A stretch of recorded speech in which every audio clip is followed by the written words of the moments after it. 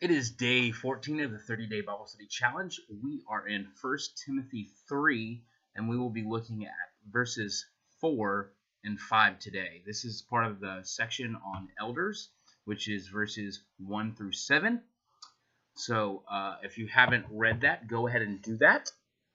All right, starting in verse 4. He must manage his family well and see that his children obey him, and he must do so in a manner worthy of full respect. If anyone does not know how to manage his own family, how can he take care of God's church? So this is talking about elders in the church being what's required to be an elder. So he must manage his own family well. This section is always, I think, done in certain ways. In certain churches, they take that to say that your children are Christians. This, you have no control. No one has any control of whether someone chooses to follow Christ or not. It is their decision, and they are the only one who can make it. Now, you can raise your children in a way that leads them to the Lord, and that's, I think, what this is talking about, where you love your family, as Christ loves the church, that you take care of them, you do everything you can to lead them to Christ and to grow them in righteousness.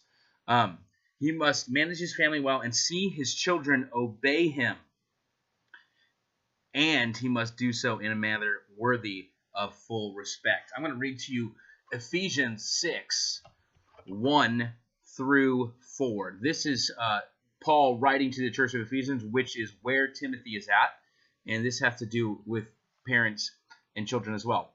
Children, obey your parents in the Lord, for this is right.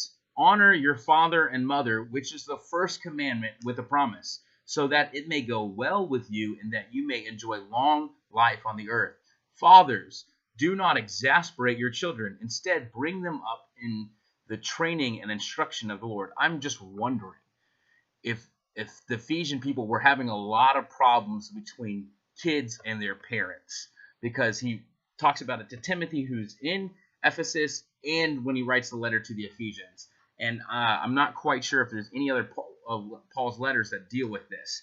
But in the ancient world, children didn't really have any sort of say. Neither did women. They were they were almost slaves, that the father had so much control over them. So the first part about having the children obey you, that would have been common in the ancient world. But fathers, do not exasperate your children. Instead, bring them up in training and instruction of the Lord. This is kind of crazy in that time period, because it was basically the man could do anything he wanted. If he came home and found his, in the Greek world at least, if he came home and found his wife having an affair, he could kill her on the spot and not face any kind of consequences. And then, and also the man had power over his children for the entire time he was alive. That if he was their father, he had control over their life. Daughters would be given in marriage to whoever he saw fit. Sons would be, they would have to follow their father completely if they wanted to inherit, or if they wanted to be seen in any sort of stature in the community. So this saying in here that have your children obey you, but he must do so in a manner worthy of full respect. I think this is the caveat in here that makes this statement. It seems a little hard, like kids. It's like, you think, oh man, I just gotta obey my parents. But in a manner of full respect, that means loving your children. That means doing unto them as you would like done unto you. It's this idea that your children are people too, that you want to raise them in righteousness and train them up, not just to be good children, but to be followers of Jesus Christ. So if you're a young person and you have a parent that's not following Jesus Christ, that means that you should still respect your parents, but your hope and your goal is also to show your parents who Christ is by your actions. That the way that they see you, they can see Christ in you. Now I know there's in our world today, like it used to be in the ancient world, that like someone, their dad convert and everyone would convert. But that's not how today is. Jesus said he will divide families like with a sword. That father will be against son, mother will be against daughter. That some people will get saved and some won't. But we should always be praying for our family and with our actions showing them who Christ is. Then the second verse 5 says, if anyone does not know how to manage his own family, how can he take care of God's church?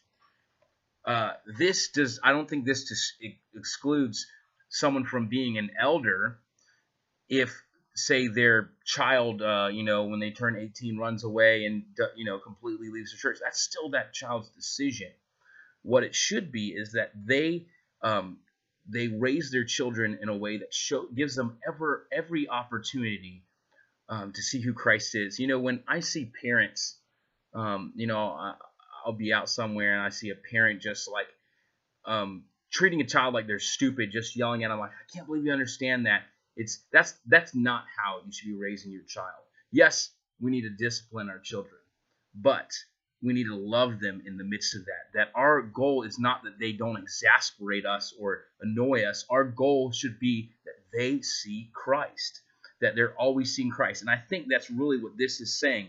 Managing your family is just like you do everything possible so that your children come to the knowledge of Jesus Christ.